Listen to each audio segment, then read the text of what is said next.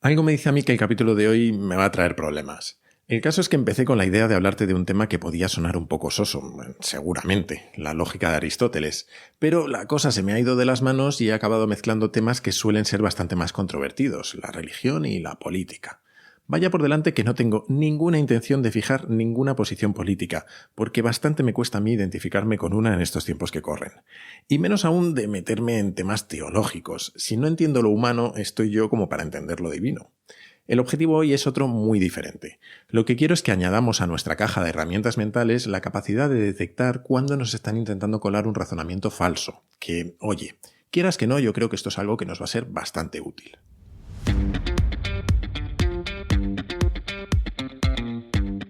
Soy Jaime Rodríguez de Santiago y esto es Kaizen, el podcast para mentes inquietas en el que te acerco a personas, a ideas y a técnicas fascinantes de las que aprender cada día. Si estudiaste filosofía en el instituto, lo más normal es que en algún momento el profesor te hablara de la lógica aristotélica. Era eso de si P entonces Q, P luego Q.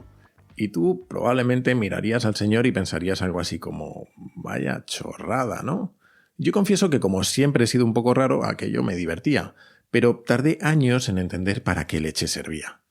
Poco a poco fui entendiendo que la lógica es en muchísimos aspectos la base de nuestro mundo. Para empezar, es un pilar fundamental de nuestra cultura, porque nos permite construir razonamientos y alcanzar conclusiones. Y esa capacidad de construir razonamientos y alcanzar conclusiones obviamente la convierte además en la base de las matemáticas, claro.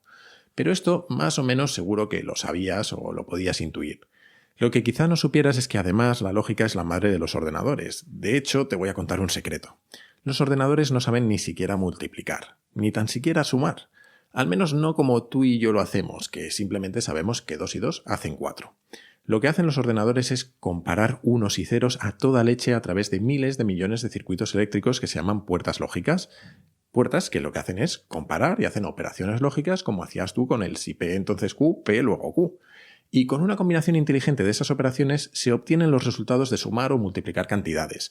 O, mucho más complicado, se ejecutan algoritmos hipercomplejos capaces de entender tu voz y de responderte. Pero hoy no quiero entrar en fricadas ni hablarte de ordenadores, sino de algo mucho más humano y además fundamental ahora que se acercan las elecciones, de cómo los políticos hacen trampas a la lógica para intentar convencernos. Vamos a por ello.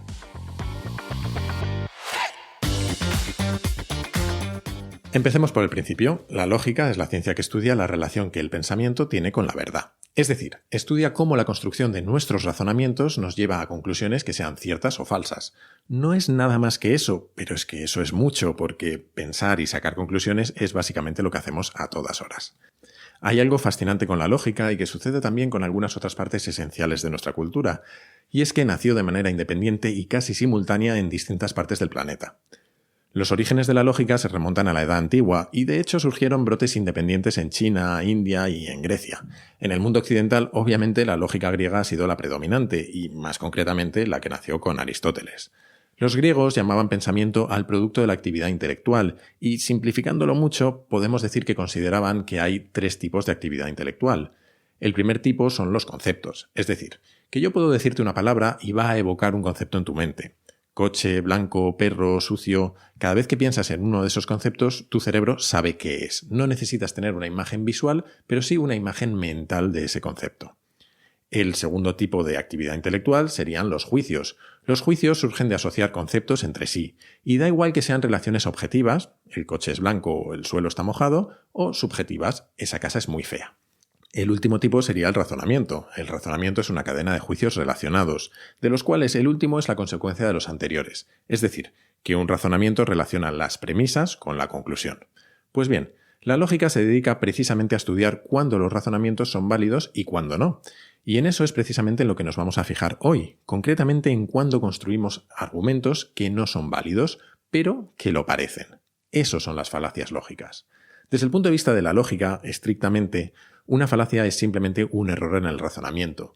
Y eso estaría muy bien si fueran errores inocentes o involuntarios. El problema es que muchas veces son simplemente malintencionados y se usan para convencernos o, dicho de otra manera, para engañarnos.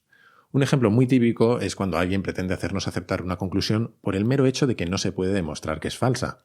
Y seguramente la que te voy a contar es la mejor explicación que conozco de esta falacia. Mira, imagina que te digo, absolutamente en serio, que tengo en mi garaje un dragón que escupe fuego. Pensarías que estoy pirado, ¿verdad? Pero bueno, vamos a suponer que decides tomarme en serio y me pides que te lleve a verlo. Yo, contentísimo, te llevo a mi garaje y entras y miras en todas las direcciones, pero no consigues ver ningún dragón, claro. ¿Dónde está el dragón?, me preguntarás, con razón. Ay, sí, perdona, es que se me había olvidado decirte que es invisible, pero está aquí con nosotros, ¿eh? Y tú te quedarás a cuadros y me dirás, bueno, pues pongamos harina en el suelo para ver sus pisadas. Y yo te digo que la idea es buena, pero es que flota en el aire, así que por eso no se van a ver las pisadas. Y tú que entonces, pues usemos un sensor térmico de infrarrojos para detectar el fuego. Y yo que está también muy bien la idea, pero que es que el fuego invisible no da calor. Y tú que pintemos al dragón con un spray para que se pueda ver. Y yo que qué pena, pero es que es incorpóreo y la pintura, pues vaya, no se le pega. Y así hasta el infinito. Con cada prueba científica que me propongas, yo te daré una explicación de por qué no funciona. Y llegará un momento en el que me dirás que entonces mi dragón no existe y oye, por ahí no voy a pasar, no sé cómo te atreves. No has podido probar que no existe y por lo tanto existe. Esta explicación tan surrealista y para mí tan graciosa la da Carl Sagan en un libro maravilloso que se llama El mundo y sus demonios. En él se dedica a refutar todas las pseudociencias, teorías conspiranoicas, fenómenos paranormales y hasta, en cierta medida, las religiones. Porque si en lo que te he contado cambias al dragón por Dios, pues ya la hemos liado. De hecho, aprovechándose de este mismo razonamiento, nació uno de los movimientos más cachondos que conozco, el pastafarismo. La historia es súper curiosa. En Estados Unidos, dado que la libertad religiosa está consagrada por la Constitución y que hay una separación absoluta entre religión y Estado, está prohibido que en las escuelas se enseñe que el universo fue creado por Dios. Pero a finales de los 90, algunos grupos ultraconservadores empezaron a decir que la enseñanza de la teoría de la evolución debía considerarse como una religión, y que, para compensar, a los niños se les tenía que enseñar también la hipótesis del diseño inteligente, que, bueno, sin enrollarme demasiado, te diré que es una teoría pseudocientífica que defiende que ciertos aspectos de la vida y del universo se explican mejor si existiera alguien que los hubiera diseñado. Vamos, que defiende la existencia de Dios sin decir la palabra Dios y obviamente sin demostrar nada. Hasta aquí, bueno, pues no dejaba de ser una reclamación un poco excéntrica. Pero el problema vino cuando en 2004 el Consejo de Educación del Estado de Kansas les dio la razón y ordenó a las escuelas que en las clases de biología se dedicara la misma cantidad de horas al diseño inteligente que a la teoría de la evolución darwiniana. ¡Ole! Pues bien, el pastafarismo fue un movimiento social que surgió como reacción a esa decisión y que ha acabado siendo reconocido como religión en algunos países. Y eso que obviamente es una religión paródica porque básicamente lo que dice es que adoran a un ente invisible que está formado de espaguetis y albóndigas y que según ellos fue el creador del universo y que como nadie puede demostrar que esto no es así, esto es cierto. Así que lo que hicieron fue exigir que se le dedicara al menos un tercio de las horas lectivas junto al darwinismo y al diseño inteligente. Aquello se fue de madre y hoy hay países como Nueva Zelanda que reconocen las bodas pastafaris. Muy loco todo. Pero bueno, antes de meternos en más jardines religiosos, vamos a seguir con las falacias que son el tema de hoy. Al final, las falacias lógicas son como los trucos de los magos, se usan para proyectar una ilusión que no es cierta y, desgraciadamente, son muchas veces los materiales de trabajo de los políticos. Así que, para estar prevenidos, vamos a ver algunas de las falacias lógicas más comunes, y hasta te he traído fragmentos de ejemplos de algunas de ellas. Si no he traído ejemplos de todas, no es porque no existan, YouTube está lleno, sino porque quiero tener mejores cosas que hacer que ponerme de mala leche repasando discursos políticos. Espero que me entiendas.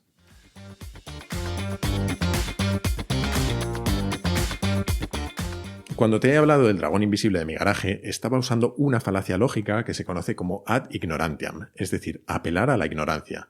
Como no hay prueba de que algo no exista, no podemos decir que no existe. Es, en cierta medida, también una forma de invertir la carga de la prueba, es decir, que yo no tengo que probar que mi afirmación es cierta, sino que alguien debe probar que es falsa. Bueno, pues vamos a seguir ahora con mi falacia lógica preferida, la falacia ad hominem, que en latín significa al hombre. Y simplemente lo que dice es que para convencerte de que un razonamiento es falso, no necesito atacar al razonamiento, me basta con atacar al autor. Hay miles de variantes de esta falacia. Mira, vamos a ver algunos ejemplos. Imagina que yo digo, el chocolate negro tiene menos azúcar que las chucherías. El exceso de azúcar es malo porque produce caries. Por eso el chocolate negro es más sano que las chucherías. Este argumento es debatible. Y hay distintas formas de atacarlo, pero una de ellas sería que tú me respondieras, ya, pero es que trabajas para una empresa de chocolate, te pagan para decir eso. Y podría ser verdad, yo podría trabajar para una empresa de chocolate y me podrían pagar para decir eso, pero eso no hace que lo que yo he dicho sea falso. O mejor, podrías referirte a mi hipocresía y decir, pero es que yo te he visto comer chucherías, eres un falso. Pero de nuevo, que yo sea un hipócrita no convierte en falso mi razonamiento. Mira, un ejemplo rápido de esto en la política. No estoy de acuerdo con que Albert Rivera sea de derechas. Creo que Albert Rivera es de lo que haga falta. En Andalucía es de pactar con el partido de Susana Díaz y en Madrid con el partido de la Pública. Con lo que haga falta también, ¿eh? Otra forma de atacarme con una falacia ad hominem sería hacerlo por asociación. Sería algo así como responderme: los nazis también decían que el chocolate negro era mejor. A ser posible con esa voz, por favor. Y así intentar desacreditar mi argumento diciendo que yo soy un nazi. Y es que hasta podría serlo. Podría ser un nazi, pero eso seguiría sin hacer que mi argumento fuera necesariamente falso. Yo sé que así dicho suena súper infantil, pero si escuchas con detalle los ataques que los políticos se dirigen en los debates, te vas a hartar de escuchar esta falacia. Que ahora mismo en el mundo no existe ninguna constitución de ningún país que reconozca ese derecho. ¿Y por qué votaron en Escocia? La hubo. ¿En Escocia por qué votaron, Pedro? ¿Sabes qué país incorporaba en la constitución el derecho a la autodeterminación? ¿Sabes cuál? La Unión Soviética. La Unión Soviética. ¡Qué La miedo! Unión Soviética. La Unión Soviética, tu modelo. ¿Y Gran Bretaña votaron? Ya verás como en las próximas elecciones un político le dirá a otro, yo qué sé, que ha vaciado la hucha de las pensiones. Y el otro le responderá que no hable de dinero público cuando su partido está lleno de corruptos. Y lo mismo tiene razón, lo mismo el otro partido está lleno de corruptos, pero no habrá demostrado que no haya vaciado la hucha de las pensiones. Un caso particular de esto es lo que los romanos llamaban tu quoque, o el y tú más de toda la vida. Claro, que a veces nuestros políticos se superan y hacen un combo de todos los tipos en uno. Mire, aquí el y tú más ya lo hemos visto. Los españoles están cansados del y tú más y de esto que hemos visto aquí mismo. Pero hombre, cada vez que te saquen no voy a los hablar de colores, monedero, digas no voy a y tú hablar de más. vuestra financiación, ya lo sabe toda España. Me parece muy ¿El juego qué? sucio, de verdad, estáis acostumbrados, pero la mayoría no queremos esos, queremos proponer. Yo he traído propuestas. ¿Estáis de acuerdo con los indultos que acabar con ellos? ¿Con los TSJ? Desplazamiento. ¿Estáis de acuerdo, Pablo? No, eso es lo que hace alguno de los Dos tuyos. preguntas Por rápidas tanto, también. yo- ¿Cómo has sí, dicho? Sí, monedero, ¿Cómo has dicho? Sí, monedero. ¿Cómo has dicho? Monedero. Aquí los únicos que han sido Monedero, imputados Pablo. son de otros partidos. No te pongas nervioso, Pablo. Albert, no te pongas Pablo nervioso Iglesias, si tienes gente en tu dos partido preguntas que se rápidas. dedica a otra Pero bueno, cosa. veamos más falacias. Una versión algo más refinada de esto que acabamos de ver es lo que se conoce como la falacia del hombre de paja. Aquí, en lugar de atacar al autor, lo que haces es distorsionar su argumento para atacarlo. Volviendo a nuestros amigos creacionistas, un ejemplo sería hacer un razonamiento como el siguiente. Decir que la teoría de la evolución dice que los hombres no son diferentes de los monos, pero los hombres son diferentes porque obviamente son más listos, así que la teoría de la evolución es errónea. Ole y ole. Pues esto en política pasa a menudo. Un ejemplo sería que un político dijera, no sé, que debemos invertir más en salud y en educación, y que el otro le respondiera que es increíble que odie tanto a su país como para dejarlo indefenso y sin recursos para el ejército. Este ejemplo además es de nota porque es un 2 por 1. No es solo una falacia del hombre de paja, sino que también tiene otro tipo de falacia que es el falso dilema. O lo que es lo mismo, presentar que hay que hacer una elección entre dos posibilidades como si fueran las únicas que hay, cuando en realidad hay más. En el capítulo de modelos mentales relacionados con las matemáticas, te hablé de uno de los grandes generadores de falacias: confundir la correlación con la causalidad. Es decir, asumir que porque dos cosas pasen a la vez, una es la consecuencia de la otra. Esto es tan absurdo como sacar una gráfica para demostrar que en los últimos siglos la temperatura global ha ido aumentando, sí, pero es que el número de barcos piratas ha disminuido, y eso significa que los piratas enfriaban el planeta. Suena absolutamente estúpido, ¿verdad? Bueno, pues la próxima vez que un político saque una gráfica en un debate explicando, no sé, cómo bajo su mandato se ha reducido el paro y diciendo que es gracias a sus políticas, acuérdate de esto.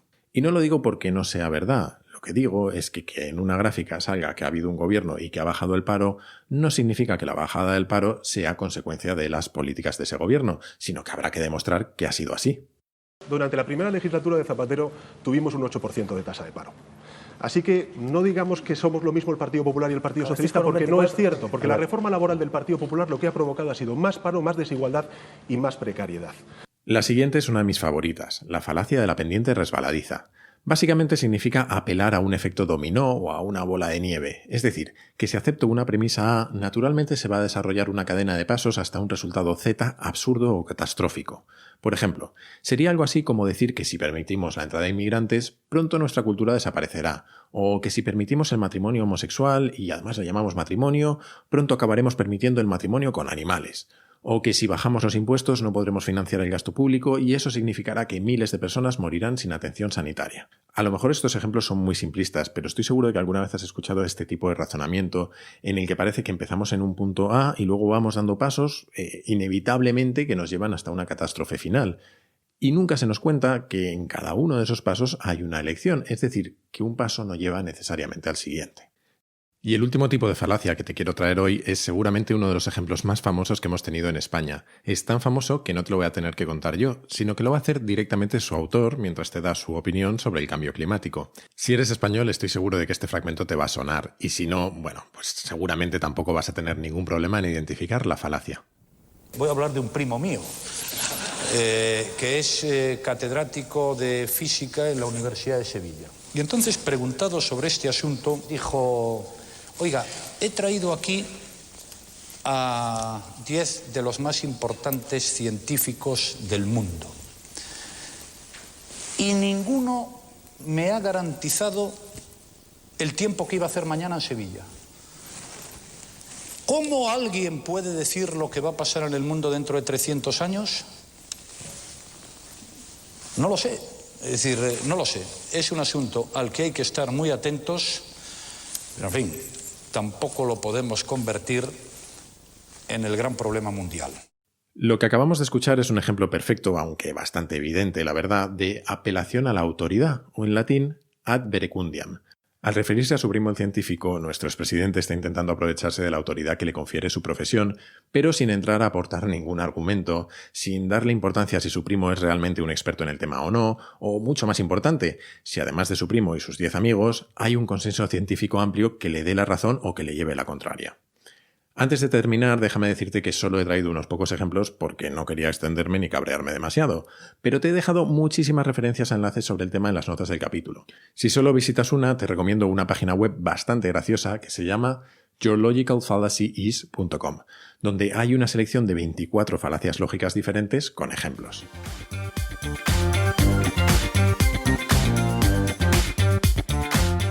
Y hasta aquí el capítulo de hoy. Espero que haya sido interesante y sobre todo útil. Ya sabes que si no lo estás, puedes suscribirte a Kaizen en iTunes, en Spotify, en iVoox y yo creo que en cualquier plataforma de podcast que existe. Por lo menos he intentado que estén todas. Y si puedes, puntúalo con 5 estrellas o mejor aún, recomiéndaselo a tus amigos y así me ayudarás a llegar a mucha más gente. Tienes también todos los capítulos del podcast y algunos contenidos adicionales en mi web, jaimerodriguezdesantiago.com/Kaizen. Y si quieres, puedes hacerme llegar tus sugerencias o temas que te gustaría que tratara a través de esa misma web, en mi Twitter, que es jaime_rdes, o en este correo electrónico, kaizen@jaimerodriguezdesantiago.com. Y nada más, esto es todo por hoy. Muchísimas gracias por estar ahí y hasta la próxima.